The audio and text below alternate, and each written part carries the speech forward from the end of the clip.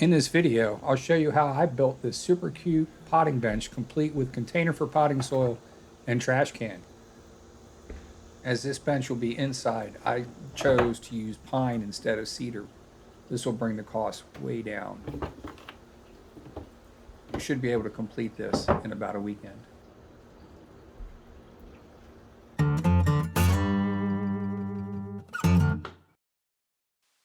The plans called for the legs to be cut from a single 2x6 by 8. I subtracted 3 inches from each leg to account for casters. I started with providing a clean cut and then cut the segments for the front and the back legs. The plans called for ripping each of these leg segments at 2.5 inches. Since this is construction grade lumber, I wanted to start with a clean edge, so I shaved a little bit off of one side, set the fence, then went about to ripping all the boards to 2.5 inches. Now it was time to cut the dados into the legs. So I swapped out my combination blade for my dado stack, marked the table accordingly, and went about the business of cutting out my dados. If you don't have a dado stack or you're not using a table saw, you can certainly make these cuts using a circular saw with multiple passes and then breaking out the pieces with the hammer and clean it up with a chisel. What did the flower study in college? STEM. How does a flower whisper? By using its tulips. A peony saved is a peony earned. Someone has been adding soil to my garden. The plot thickens. After cutting my dados, I realized that I cut the back legs on the wrong side. So I had to go back, get another 2x6, and start the process over. Back to the miter saw to cut the upper and lower rails along with the shelf rails and the backsplash. I took a few minutes to sand all the wood prior to assembly.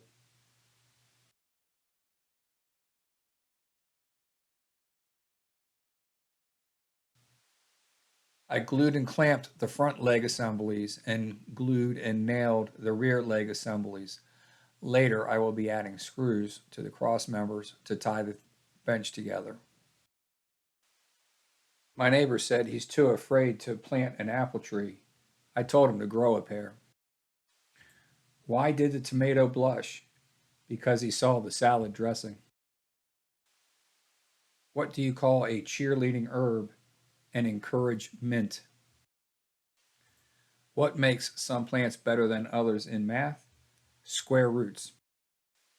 It's just not worth it to argue with the cactus. They have too many points.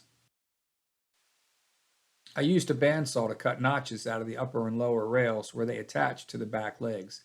If you don't have a bandsaw, you could use a circular saw for this operation.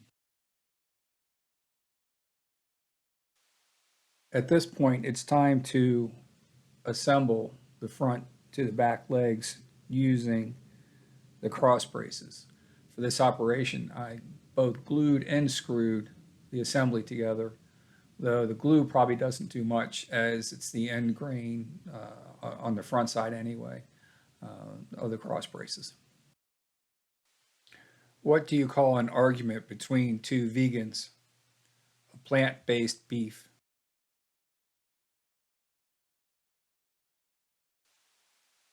After attaching the front legs, I realized, oops, I put them on backwards. So took them off, spun the front around, and reattached it the correct way. Something about looking at the instructions. I don't know. Next comes the lower shelf support, and I managed to do this without screwing it up. Spending the whole day in a garden reaction be like, this will be the best time ever. What did the sunflower say to her BFF when she reached 5 feet tall? You grow, girl.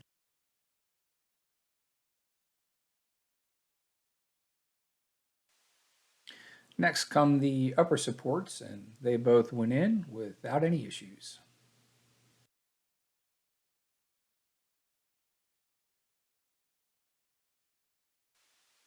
As these are all structural joints in the workbench, they get both glue and screws as well.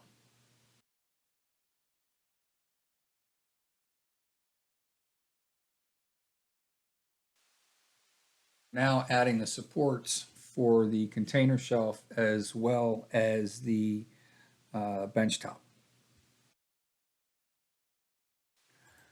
What's the fiercest type of flower? A dandelion. Back to the miter saw to make quick work out of cutting the lower shelves for the potting bench. The front and rear shelves wrap around the legs, so back to the bandsaw to notch them out. I just attached the lower shelf boards with screws, and that way, if the shelf gets really dinged up over the course of time, it'd be easy to replace. What do you do after you take a picture of a flower? You wait for it to photosynthesize. Why are trees so tall and thin? They only eat light.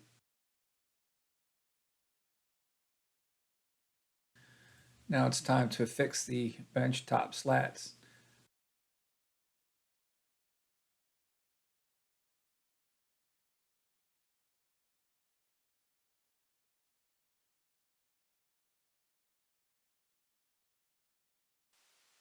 I used a scrap piece of 3/4 inch plywood to make my container supports. I could not find the container sizes that were listed in the instructions, so I just got a couple containers that were pretty close. So I took the containers, turned them upside down, traced them out on top of the shelf support, and cut them out with a jigsaw. The trash can turned out to be a perfect fit, but the dirt pan was a disaster. So to fix that, I just cut a few pieces of scrap wood to kind of box it in a little more, glued it in place. That way, it's holding fast.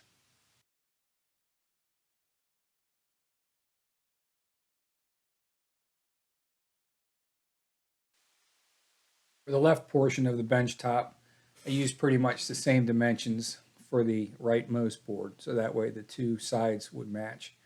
I then went about to cut the slats for the slat top that fits over top of the dirt container. The instructions show that the slats are actually in the middle of the bench, but that doesn't make any sense. So I started from the right and then build my slats accordingly.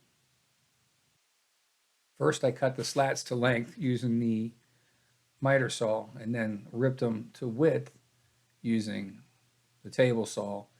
And then using my crosscut sled, I cut several of the slats into 4-inch spacers. Using a squaring jig, I set out all the pieces to build the slat cover for the dirt container. Took a measurement and realized that the slat top was just a little bit too wide, so I took the spacers out and ran them back through the table saw to make them a little narrower, so that way I had the proper dimension to cover the opening over top of the dirt container. I then applied glue to all the pieces, clamped them together, and let them dry. By the way, if you don't have a squaring jig and you do some woodworking, I would highly recommend that you build one. It's really handy. Here I'm laying out the benchtop pieces that make up the cover over the trash can and then fastening the benchtop cleats on the bottom of that so it'll stay in place and hold the boards together. I use drywall spackle to fill in all the nail holes and this cover the screw heads in preparation for final finishing. To help mark the shelves, I use clamps to hold the shelf brackets in place so I could put the shelf in place and trace out where I need to cut to notch it around the back.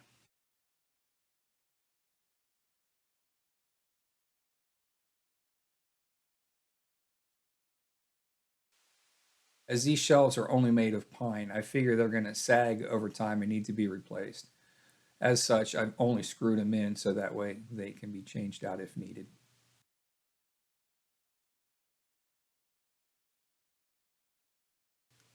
I used a block plane to ease the leading edge of the cleats for the cover and the slat.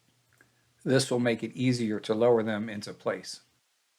If you don't have a plane, you could just use sandpaper to ease that edge.